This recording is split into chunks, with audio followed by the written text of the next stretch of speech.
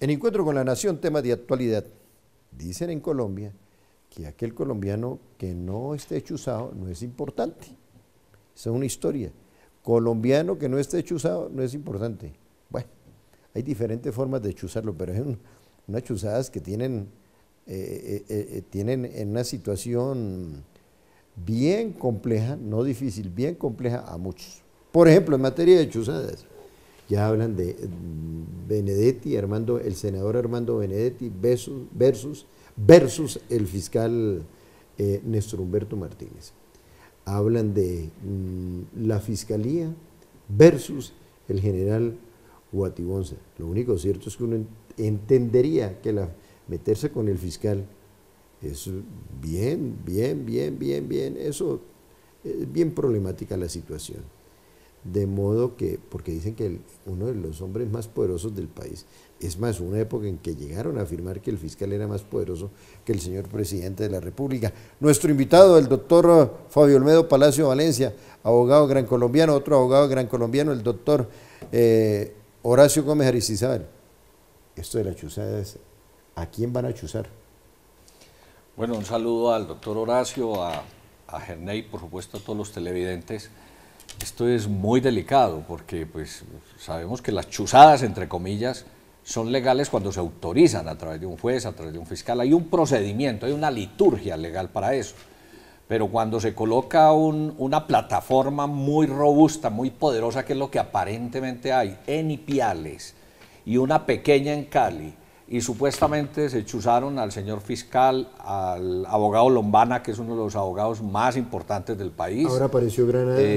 Granados, un hijo del doctor Lombana, aparece una serie de personalidades y aparecen firmas muy importantes, empresas privadas, contratando los servicios supuestamente para seguir también qué hablaban sus trabajadores.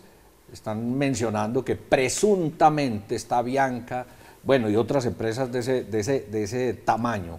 Pues estamos hablando de un escándalo de unas dimensiones impresionantes en el país. Esto, y más cuando involucran al senador Benedetti en el tema. Hoy venía en otro medio de comunicación oyéndolo hablar y hablando de que está documentado, que tiene pruebas contra el uno, contra el otro. Yo pienso que esta investigación en particular, y el doctor Horacio, que es y yo pienso que es otro de los ilustres penalistas del país, nos puede decir más hasta dónde pueden llegar las consecuencias, llegando a ser cierto todo esto, hasta dónde puede llegar a las consecuencias para el país, porque tenemos una voz autorizada para eso. No, yo pensé que iba a decir, y otro de los ilustres chuzados. No, por Dios. Doctor, ¿usted no ha chuzado? Sí, a mí me ha chuzado, hizo muy grave. ¿Pero qué? De forma arbitraria, de forma ilegal y desde luego muy grave por muchas razones. Entre otras cosas porque solamente un juez, en un caso muy avanzado en la materia de investigación, donde haya un acervo probatorio sólido y la certeza de que es absolutamente necesario, autoriza la interferencia de la vida privada de uno, porque es un derecho constitucional la privacidad, entre otras razones porque están en juego muchos temas. La privacidad implica, por ejemplo, el secreto bancario, secreto comercial, secreto en los negocios, muchas actividades lo que llaman información privilegiada, que se mueve en ese ambiente de intimidad y de privacidad, y si hay personas que están usando eso, puede causar catástrofes morales en el campo de la vida privada, el honor, los hijos, las señoras, los señores. Fuera de eso, en las grandes empresas, secretos, fórmulas, en temas de química, en temas de productos comerciales, realmente tiene muchas consecuencias y está seriamente controlado y vigilado. Punto 1 y punto 2. Pero yo he planteado una teoría que es muy importante y es la de dar beneficios para quienes colaboran con la justicia. Entonces, de las que están involucrados en verdad, ante el interés de que le den la casa por cárcel o que le rebajen la pena de 10 a 4 años, pues va a decir quiénes están vinculados, sobre todo los cerebros, los beneficiarios, los que pagaban, porque a veces cogen a los intermediarios, como pasa en los tráficos de la droga, cogen a las mulas, pero no a los cerebros, a los que realmente están ocasionando tanto daño a las normas y a las instituciones en el país. Y no sé por qué yo creo que esta investigación va por buen camino y que llegará el momento que empiezan a cantar y a delatar y a denunciar, y así habrá más claridad, y es muy importante que haya una sanción muy ejemplarizante para estos casos. Oiga, pero lo que más preocupa en el caso de lo que uno puede captar es que hubiesen chuzado a un niño, al hijo de un jurista, de un menor de edad, al hijo del doctor Jaime Lombana. No, y yo ayer lo oía por radio y lo oía descompuesto, y no es para menos. Los que hemos estado en este ejercicio público, y él, en el caso de él, que básicamente, como es el caso del doctor Horacio, que llevan casos muy grandes en el país, pues que se metan con uno, va y venga, uno en esto va aprendiendo a tener coraza, pero cuando ya le tocan la familia y un menor de edad, no se justifica bajo ninguna circunstancia. Doctor Horacio, que chusen y le hagan seguimiento a un niño, ¿eso qué significa? No, ¿qué significa y qué va a pasar ahí? La actitud absolutamente inescrupulosa, la calidad delincuencial de los que están dirigiendo eso, pero más grave que los que ejecutan son los que dirigen, los que pagan, los que ponen la tecnología, porque están involucrados muchas personas, los que manejan los equipos, las autoridades, algunos funcionarios, mucha gente que debe estar comprometida en esto, y de ahí que esta investigación continúe en esa forma rápida y dinámica, porque en estos procesos, cuando se empieza con mucho brío y después los van descuidando y abandonando, otro caso nuevo importante, descuidan del anterior y terminan en la peor impunidad. Yo siempre he dicho que en Colombia, de cada 100 casos que se investigan, se castiga el 10%, el 90% termina en la más absoluta impunidad. Yo puedo citar aquí más de 30 o 40 casos importantísimos que pasan en lo que llaman ahora uso de buen retiro o al archivo de las cosas olvidadas. Sí, porque pues, el tema que veníamos tocando en los diferentes medios de comunicación y ante la opinión pública, pues era el tema de la acusación contra el ministro de Hacienda, Alberto Carrasquilla. Pues con esto que sucedió, ya ese tema de Alberto Carrasquilla, del ministro de Hacienda, pareciera que pasó a un segundo plano, pero ese tema lo vamos a tocar a continuación.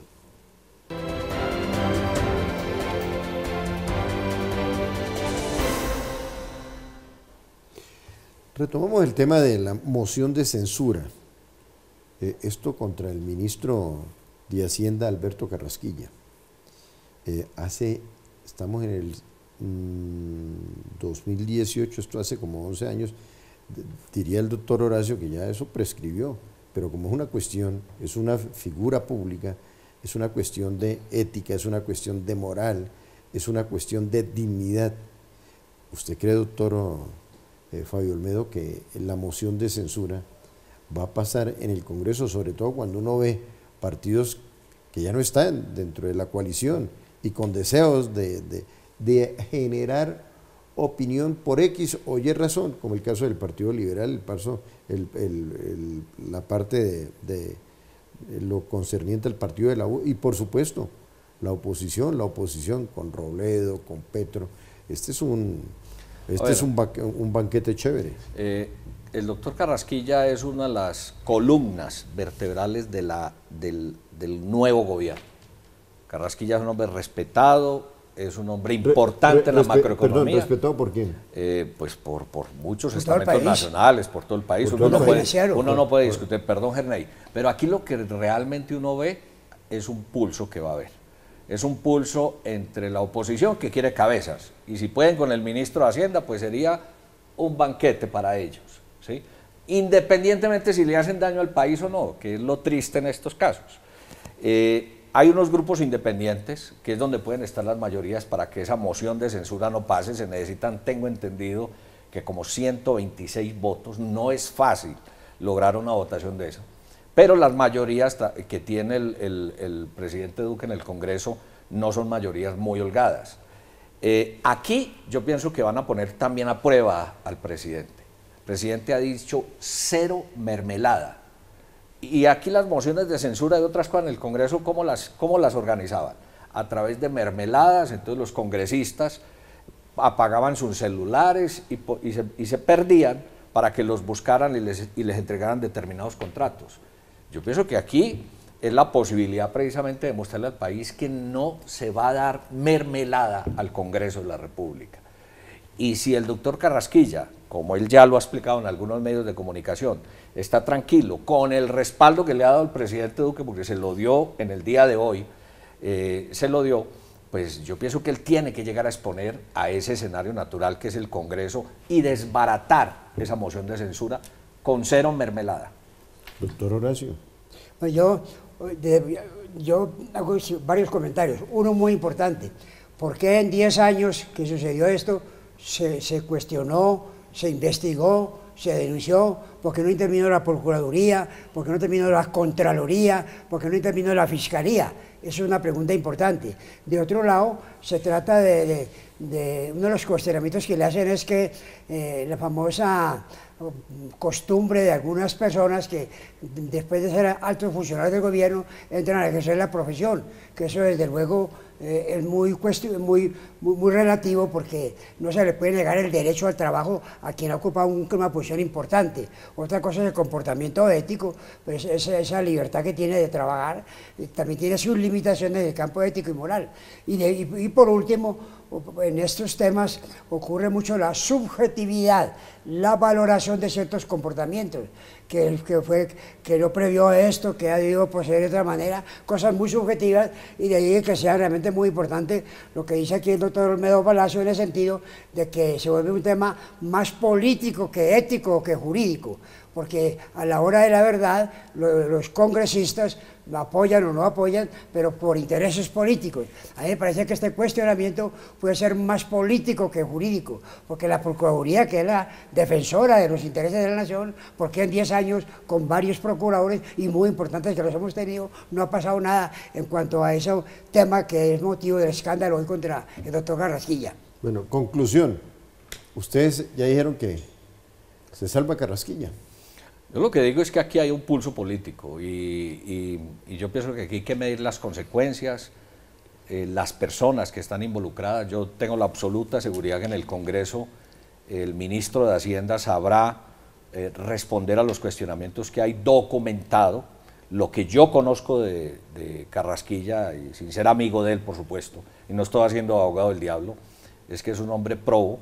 Eso es lo que esperamos, que él en el Congreso de la República no solamente tumbe la moción de censura para que siga como columna vertebral del gobierno, sino que también en el país quede absolutamente claro de que se actuó absolutamente con claridad, con transparencia y con honestidad.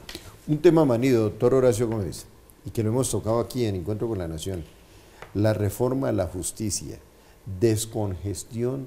Se plantea la descongestión de los despachos judiciales, y la descongestión no solamente es en la parte jurídica, es en la parte del tránsito. Oiga, salir de Bogotá es un problema, sobre todo cuando uno intenta salir a las 4 de la mañana hacia Suez, cuando uno va hacia Melgar, pero ahí donde quedan unas carnicerías, oiga, se tomaron por asalto los carros encargados de despachar o de llevar las carnes. No hay cómo pasar.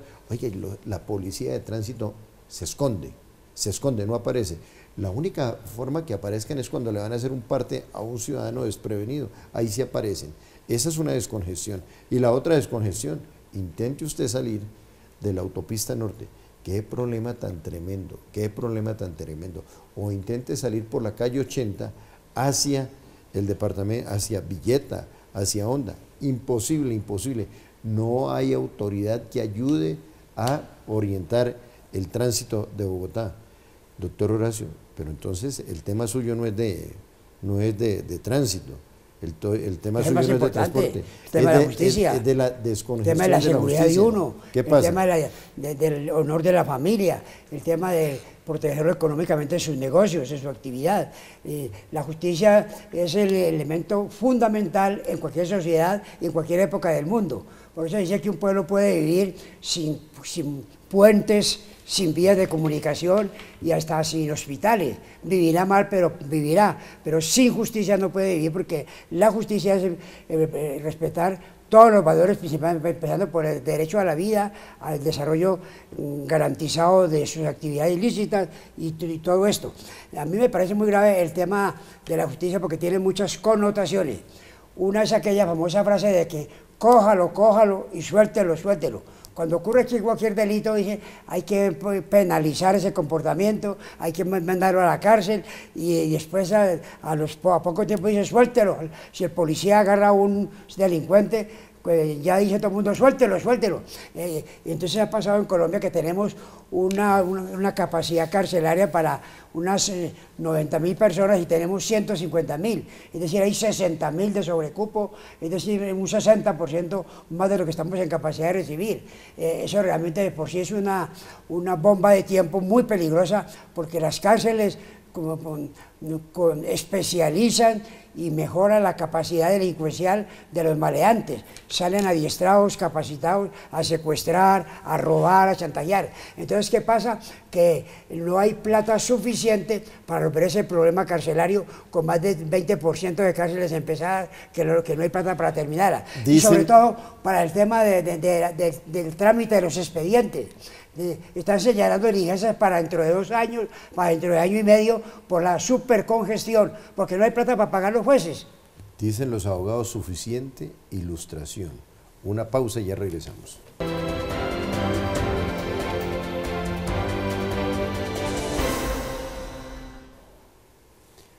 Hay una frase lapidaria, doctor Fabio Olmedo Palacio Valencia, que dice que los inmorales de ayer son los moralistas de hoy, y uno lo está viendo, y lo percibe, Hubo un referendo contra la corrupción. Aquí hemos combatido la corrupción, la hemos denunciado, somos enemigos de la corrupción, pero también, en el caso personal, afirmamos que ese referendo contra la corrupción no era otro que una plataforma de lanzamiento, y ya lo hemos visto. Una de las promotoras del referendo contra la corrupción lo utilizó ya hizo una reunión para lanzarse a la alcaldía de Bogotá. Y entre otras, mire la cifra astronómica.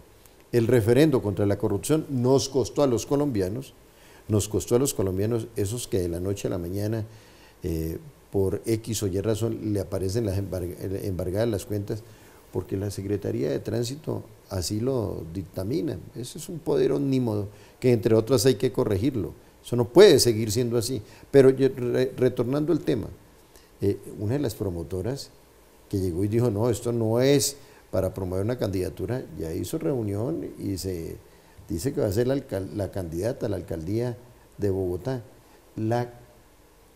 Esta convocatoria, este referendo contra la corrupción, ¿en qué va a quedar? Mira, en estos días llevé unos españoles al departamento del Quindío, del que somos oriundos el doctor Horacio y yo, bueno, está ahí cerquita. Departamento del Tolima. Y vieron un aviso en un lote muy importante en la ciudad de Armenia, donde decía, este lote no se vende, no se arrienda, no se hipoteca.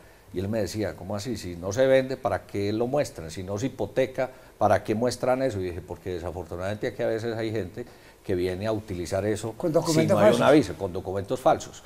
El referendo anticorrupción pasa lo mismo. Nos vendieron un cuento todo el país, que esto era de todos los colombianos, por eso hubo cerca de 11 millones y pico, cuando eso deberían ser 50 millones de colombianos contra la corrupción, no 12 ni 11 millones. Pero también diciendo, es que no nos dieron un peso, es que nos tocó hacer eso caminando de nuestro bolsillo. No nos dieron un peso, costó 350.000 millones de pesos al bolsillo de los colombianos, lo que decía ahora Ernei, de cada uno de nosotros. Eso vale la plataforma política para que la señora salga a aspirar a la alcaldía. Me parece que eso sí es corrupción. ¿Sabe cuánto vale pagarle a todos los padres de la patria Vale 300.000 millones un año. No, señor, los 4 años. Los 4 años. Los 4 bueno, años. con mayor razón. Vale 340.000 millones de pesos pagarle. Y ahora sí el ellas sueldo a dicen todos por los los padres medios de de la patria. comunicación que el presidente Duque ya había presentado varios de los puntos al Congreso, que están haciendo trámite, que habían unos que estaban en la ley y otros que afortunadamente, y en eso le pongo un 10 al presidente Duque, logró reunir a todo el mundo y decirles, en diciembre tiene que estar aprobado todo el estatuto anticorrupción, incluyendo la reforma política, que esa sí es necesaria para acabar con esas costumbres malsanas que tenemos nosotros en el país, donde una campaña, dependiendo el lugar del país, hay un promedio de entre 7 y 10.000 millones por una campaña al Congreso de la República. Eso no puede ser así. Tenemos que hacer una profunda reforma electoral, pero también en que arranquemos por cada uno de nosotros, en no colarnos al Transmilenio, es hacer actos contra la corrupción. El no colarnos en una fila es actos contra la corrupción. En respetar los precios y no ir a facturar con un precio distinto, es respetar la corrupción. Eso lo tenemos que hacer nosotros. Si nosotros cambiamos, vamos a cambiar mucho, porque el tema colombiano es un tema desafortunadamente de cultura o incultura, lo podría llamar uno. Oye, a propósito de la reforma contra la corrupción, doctor Horacio, los sueldos para los congresistas, los padres de la patria, quedaron esto comienza a aplicar para el año 2022. Sí, lo que está haciendo el doctor Olmedo, la corrupción está en todos los estamentos, en el sector privado, sector público, funcionarios, y algunos congresistas respecto al tema de esos salarios exagerados y los privilegios han dicho que no, que los dejen estáticos o congelados hasta el año 2022.